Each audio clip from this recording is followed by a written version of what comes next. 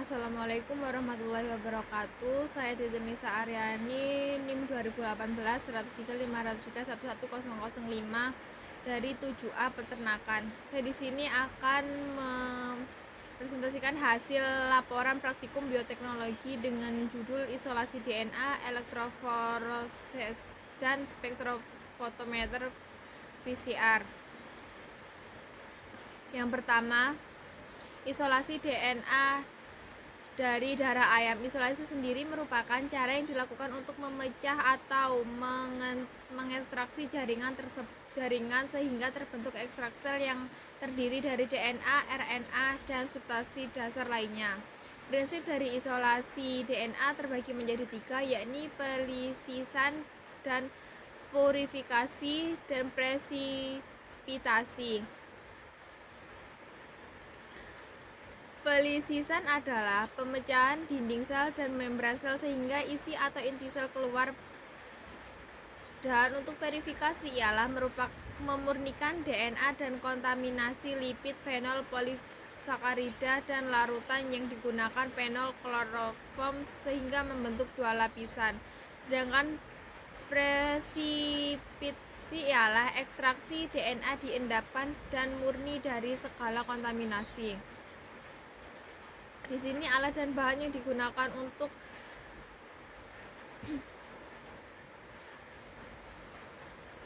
adalah alatnya sendiri terdiri dari centrifuge dan tabung Epidov 1,5 mili, tip dan mikropipet. Bahan yang digunakan terdiri dari darah ayam 500 mikrolet, larutan yang terdiri tris KCl MgCl2.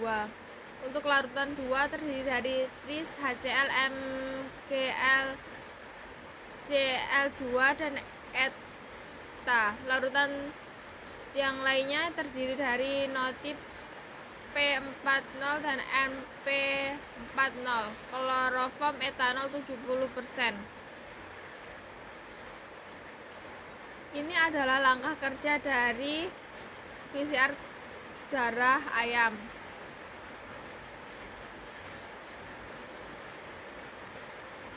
Untuk hasil dari praktikum isolasi DNA menunjukkan bahwa hasil yang didapat mengalami kegagalan. Faktor utama yang mempengaruhi kegagalan isolasi DNA tersebut ialah sumber DNA yang dipilih, pemilihan sumber sel DNA yang salah, kemurnian DNA yang terkontaminasi, dan komposisi dari buffer elektrolisis dan pH. Dan untuk yang kedua, elektroforesis menggunakan spektrofotometer. Elektroforesis sendiri merupakan deteksi lanjutan PCR untuk mengetahui DNA teraplikasi atau tidak. Sedangkan spektrofotometer sendiri merupakan perangkat yang digunakan untuk mengatur konsentrasi serta kemurnian DNA. Alat dan bahan yang digunakan untuk spektrofotometer ini yaitu elektroforesis, tabung dan mikropipet yang berukuran 10 sampai 100, 100 sampai 200, 200 sampai 1000 mikrolet.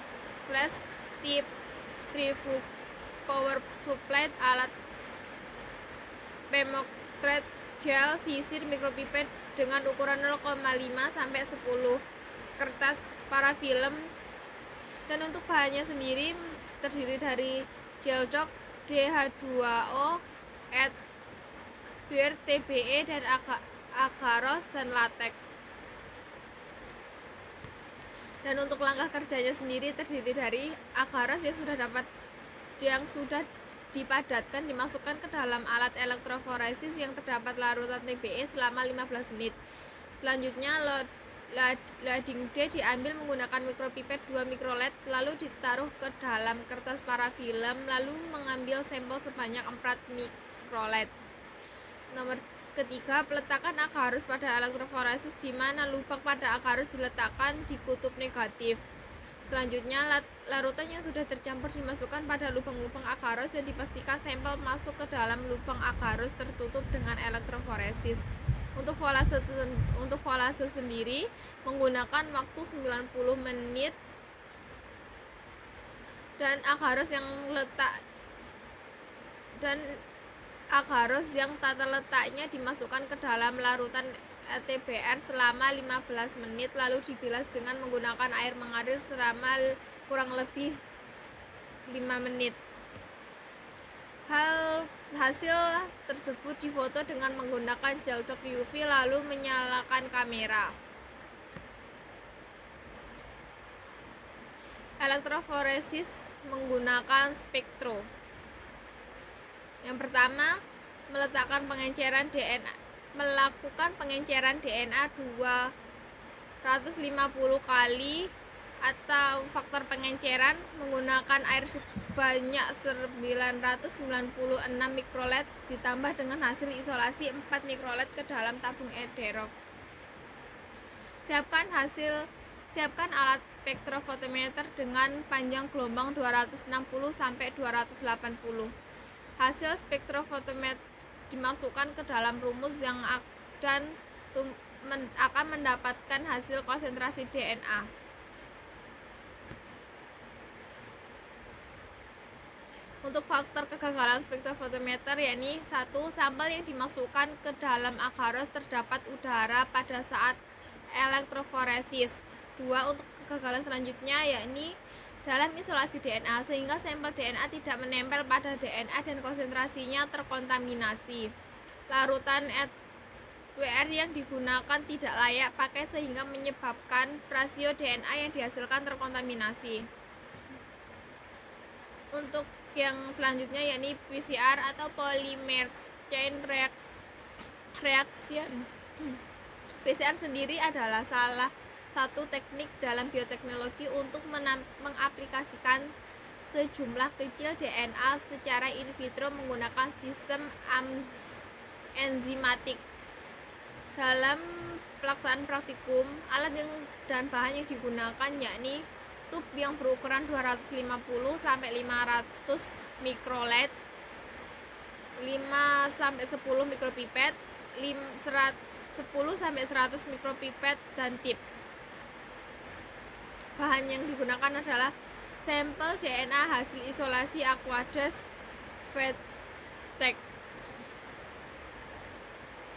Untuk langkah kerja dalam PCR tersebut terdapat 3 tahap, yakni tahap 1 Aquades dimasukkan terdapat 2 tahap, yakni Aquades dimasukkan ke dalam tabung menggunakan mikropipet dengan menggunakan 3 ukuran. Untuk yang kedua, sampel yang diambil sebanyak 2 mikrolet dimasukkan ke dalam tabung. Dan untuk yang ketiga, pencampuran PCR menggunakan mikropipet sebanyak 10 sampai 100 sampel yang diambil 12 mikrolet dimasukkan ke dalam tabung, 1 sampai 2 dimasukkan ke dalam tabung. Untuk tahap kedua, sampel dimasukkan ke dalam alat PCR dengan penyetingan program. Program dimasukkan ke dalam memori pemilihan salah satu program yang lalu diletakkan dengan diklik tombol enter. Untuk tahap selanjutnya, tahap terpenting dalam PCR yakni denaturasi dengan menggunakan suhu 94 derajat Celcius. Dan untuk penyesuaian pemrograman, diklik D untuk start lalu diklik enter. Untuk tahap ketiga yakni tahap denaturasi. Untuk tahapan melaksanakan PCR sendiri dibagi menjadi 3 tahapan. Yang pertama denaturasi, annealing, dan extension. Terus untuk manfaat PCR dalam dunia peternakan yakni pembuatan vaksin untuk ternak, identifikasi jenis ternak, deteksi penyakit pada ternak, dan cloning ternak. Cukup sekian hasil dari praktikum bioteknologi saya. Apabila ada salah penulisan atau kata dalam penyebutan, saya mohon maaf. Wassalamualaikum.